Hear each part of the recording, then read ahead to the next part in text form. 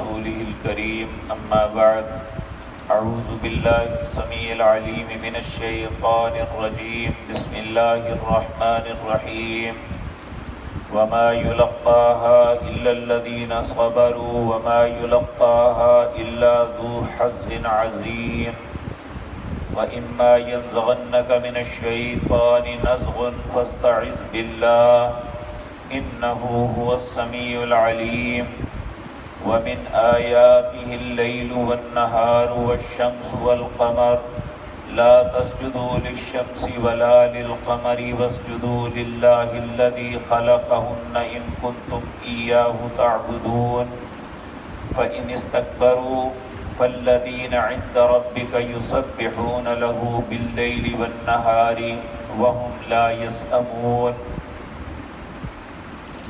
حضرات محترم، گزشتہ آیات میں ایک بڑی اہم بات بیان کی گئی تھی کہ نیکی اور برائی، اچھائی، اچھے طریقے سے بات کرنا اور بدتمیزی کرنا، ان دونوں میں بہت فرق ہے، یہ کبھی بھی برابر نہیں ہو سکتے۔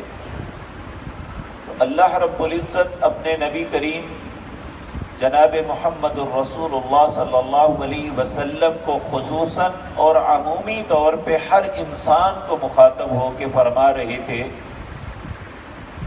کہ ادفع باللتی ہی احسن، چاہے بات دعوت کی ہو، چاہے زندگی کے کسی بھی معاملے میں، جب انسان کا کلیش بن رہا ہو تو پھر حکم ہے اللہ کا ادفع باللتی ہی احسن، اچھے انداز میں مدافعت کرو، یعنی اس میں اپنا رویہ نرم رکھو، دوسرے کو آپ کے غصہ ہونے کے باوجود احساس نہیں ہونا چاہیے۔ اگر ایسا کرو گے فَإِذَا الَّذِي بَيْنَكَ وَبَيْنَهُ عَدَاوَةٌ كَأَنَّهُ وَلِيٌّ حَمِيمٌ، پھر یاد رکھو کہ تمہارا بدترین دشمن بھی تمہارا دوست بن جائے گا۔ اب اگلی آیت میں اس سے اہم بات ہے، یہ ہر بندہ نہیں کر سکتا۔ کہا وَمَا يُلَقَّاهَا إِلَّا الَّذِينَ صَبَرُوا، یہ نعمت کس کو ملتی ہے؟ جو صبر کرتا ہے۔ جو انسان بے صبری کرتا ہے، غصے میں آ جاتا ہے اور فوراً انتقام پہ اتر آتا ہے کہ میں کسی سے کمزور ہوں، میرا کیا کوئی بگاڑ سکتا ہے، اور فوراً لڑنے مرنے پہ آمادہ ہو جاتا ہے، کہا اس بندے کے نصیب میں یہ بات نہیں ہو سکتی۔ وَمَا يُلَقَّاهَا إِلَّا الَّذِينَ صَبَرُوا، یہ نعمت اس کو ملے گی جو صبر کرے گا۔ اگر کسی نے بدتمیزی بھی کی ہے تو اذا خاطبهم الجاہلون قالوا سلاما، انسان اعراض کر دے کہ جی بس سلام ہے، میں نہیں، جس طرح آپ نے کیا میں ویسے نہیں کر سکتا۔ آپ دیکھیں نبی کریم صلی اللہ علیہ وسلم کو گالیاں تک نکالی جاتی، نعوذ باللہ، آپ کو شاعر، پاگل، مجنوں کہا جاتا، اس کے باوجود آپ کی زبان مطہرہ سے کبھی کوئی ایسی بات نہیں نکلی تھی۔ اور یاد رکھیں معاشرے کے اندر بھی وہی انسان جو ہے یہ اپنی جگہ بنا سکتا ہے جو صبر کا دامن ہاتھ سے نہیں چھوڑتا۔ اگر ہر بندے کی ہر بات کا جواب دینا شروع کر دیں، اگر ہر غلط بات کا اسی طرح جواب دینا شروع کر دیں تو پھر یاد رکھیں کہ دونوں ایک جیسے، پھر وہ انسان معاشرے میں عزت اور دوستی کبھی نہیں بنا سکتا۔ تو اللہ رب العزت فرماتے ہیں کہ وَمَا يُلَقَّاهَا إِلَّا الَّذِينَ صَبَرُوا، اچھے انداز میں مدافعت کرنا یہ وہ کر سکتا ہے جس کے اندر صبر ہو۔ وَمَا يُلَقَّاهَا إِلَّا ذُو حَظٍّ عَظِيمٍ، مگر یہ وہی اس کا مقدر بن سکتا ہے جو نصیب والا ہے۔ اس کا مطلب یہ ہے، ذرا غور سے سنیں، اگر ایک انسان ساری زندگی لڑائی بڑائی میں یہ گزارتا ہے اور وہ اپنا معاشرے میں مقام نہیں بنا سکتا تو وہ بد نصیب ہے۔ نصیب والا اللہ نے اسے کہا ہے کہ جو اچھے انداز میں مدافعت کرتا ہے، بے شک اسے کفر کے خلاف مدافعت کیوں نہیں کرنی۔ اب یہاں بات تو کفر کے خلاف ہے، اگر کفر کے خلاف بھی مدافعت کرنی ہے تو احسن انداز میں، تو اگر ایک آدمی اپنے باہم معاملات میں بھی جو ہے اچھا انداز نہیں اختیار کر سکتا تو پھر اسے اپنی بد نصیبی پہ رونا چاہیے۔ نصیب والا وہ ہے جو اچھے انداز میں مدافعت کرتا ہے۔ تو اللہ ہمارا نصیب بھی اچھا کر دے۔ پھر اس کے بعد اللہ رب العزت پھر اپنی کچھ نشانیاں بیان کرتے ہیں، کیونکہ پیچھے ہم پڑھ کے آئے تھے ان الذین قالوا ربنا اللہ ثم استقاموا، کہ جنہوں نے کہا ہمارا رب اللہ ہے پھر اس پہ جم گئے۔ اللہ کہتے ہیں کس طرح جمنا ہے، کیوں میری عبادت کرنی ہے، کیوں میری ہی ذات کی طرف توجہ دینی ہے، کیوں مجھے ہی پکارنا ہے، اپنا مشکل کشا مجھے ہی کیوں سمجھنا ہے۔ اللہ فرماتے ہیں وَمِنْ آيَاتِهِ اللَّيْلُ وَالنَّهَارُ، اللہ کی نشانیوں میں رات بھی اور دن بھی اللہ کی نشانیاں ہیں۔ وَالشَّمْسُ وَالْقَمَرُ، سورج اور چاند بھی اللہ کی نشانیاں ہیں۔ اور یاد رکھیں لا تسجدوا للشمس ولا للقمر، چاند اور سورج کو سجدہ نہ کرنا۔ یہ دنیا میں بہت سی قومیں، سیدنا ابراہیم کی قوم چاند، سورج اور ستاروں کو سجدہ کرتی تھی، اسی طرح مجوسی بھی سورج کو سجدہ کرتے ہیں۔ حالانکہ مسلمان کو حکم ہے کہ سورج جب طلوع ہو رہا ہو، نصف النہار پہ ہو، غروب ہو رہا ہو، تین کام نہیں کرنے، تین وقتوں میں تین کام نہیں کرنے۔ سورج جب طلوع ہو رہا ہو، جب تک طلوع نہ ہو جائے۔ پوچھا کیوں؟ آپ نے فرمایا شیطان اپنے دونوں سینگوں کے ساتھ یہ سورج کے سامنے کھڑا ہوتا ہے، اگر اس وقت کچھ سجدہ کرے تو یہ سمجھتا ہے مجھے کیا ہے، اس لیے اس وقت سجدہ نہ کرو۔ تین وقت تین کام نہ کرو۔ صبح سورج طلوع ہونے کے وقت، جب سورج نصف النہار پہ آ کے ڈھلتا ہے چند لمحے رکتا ہے، پھر ایک جب سورج غروب ہو رہا ہو، ایک نماز نہیں پڑھنی، جنازہ نہیں پڑھنا، حالانکہ جنازے میں سجدہ نہیں ہے لیکن کہا جنازہ نہیں پڑھنا۔ اور تیسرا فرمایا ان تینوں ٹائموں میں دفن نہیں کرنا، جس کا اکثر لوگوں کو نہیں پتا ہوتا۔ بہت سے لوگ جنازے کا ایسا وقت رکھتے ہیں کہ جب سورج غروب ہو رہا ہوتا ہے وہ تدفین کر رہے ہوتے ہیں، حالانکہ یہ جس طرح نماز پڑھنا منع ہے، جس طرح جنازہ پڑھنا ایسے وقت میں منع ہے، اسی طرح اپنی میتوں کو دفن کرنا بھی ان وقتوں میں منع ہے۔ عمومی لوگ عصر کے بعد جنازے کا وقت رکھتے ہیں، جنازہ بھی پڑھ لیا، سارے معاملات ہو گئے، جب دفن کر رہے ہوتے ہیں تو سورج غروب ہو رہا ہوتا ہے، حالانکہ اس وقت رک جانا چاہیے۔ اسی طرح 10-11 بجے جو لوگ جنازے کا وقت رکھتے ہیں تو نصف النہار 12:02 سے لے کر 10-12 تک یہ وقت زوال کا ہوتا ہے۔ ہر وقت نہیں، مطلب یہ بدلتا رہتا ہے۔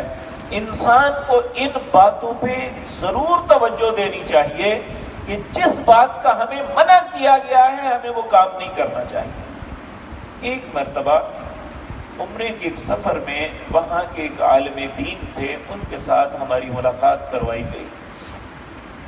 ان کی ڈیوٹی تھی، مسجد توحید کے امام اور خطیب تھے، اور ان کی ڈیوٹی تھی تجہیز و تکفین کے محکمے کی، میت کو غسل دینا، اسے کفن پہنانا اور اسے دفن کرنا، یہ ایک محکمہ باقاعدہ بنا ہوا ہے۔ تو انہوں نے ایک بڑی خوبصورت بات کی کہ ہم نے کاروباری نظریے سے نہیں بنایا ہوا، صرف اور صرف ہمارا نظریہ یہ ہے کہ جو فوت ہونے والا ہے اسے سنت کے مطابق الوداع کیا جائے۔ اور یاد رکھیں یہ بہت بڑا المیہ ہے ہمارے معاشرے کا کہ ہم اس معاملے میں سوچنا ہی چھوڑ دیا ہے کہ جس باپ، ماں، بہن، بھائی، بیٹے، بیٹی کو ہم الوداع کر رہے ہیں، اس معاملے میں ہم دیکھیں کہ رسول اللہ کا طریقہ کیا تھا، یہ سوچنا ہی چھوڑ دیا ہے۔ ہم صرف اپنے معاشرے کی رسوم کو دیکھتے ہیں کہ معاشرے کی رسم کیا ہے، اور یاد رکھیں یہ اپنے لیے کوئی اچھا کام نہیں کر رہے بلکہ اپنے لیے گڑھا کھود رہے ہیں۔ کہتے ہیں حرج کیا ہے، یہ کر لیں گے تو کیا فرق پڑے گا؟ فرق یہ پڑے گا کہ رسول اللہ کی سنت سے ہٹ جائیں گے۔ اس لیے میرے عزیز بھائیوں، بات دوسری طرف نکل گئی۔ اللہ رب العزت فرماتے ہیں سورج، اب سوال یہ پیدا ہوتا ہے کہ ہم سوچ سکتے ہیں کہ ہم تو سورج اور چاند کو سجدہ نہیں کرتے ہیں ابھی بھی۔ بعض لوگ، بعض صوفیاء اپنے بیعت شدہ لوگوں کو مختلف اذکار اور وظائف بتاتے ہیں اور انہیں کہتے ہیں کہ رات کو یا دن کو کھڑے ہو کے سورج کی طرف دیکھنا ہے اور تصور سورج کا رکھنا ہے اور یہ پڑھنا ہے۔ بے شمار ایسے لوگ دیکھے ہیں جب یہ وظائف کرتے ہیں پاگل ہو جاتے ہیں، ان کا دماغ خراب ہو جاتا ہے۔ کیوں؟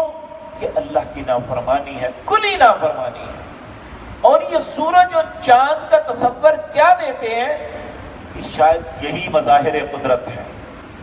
حقیقت بات یہ ہے کہ اللہ کی ذات نے یہ چیزیں بنائی ہیں، اللہ نے خلق کی ہے۔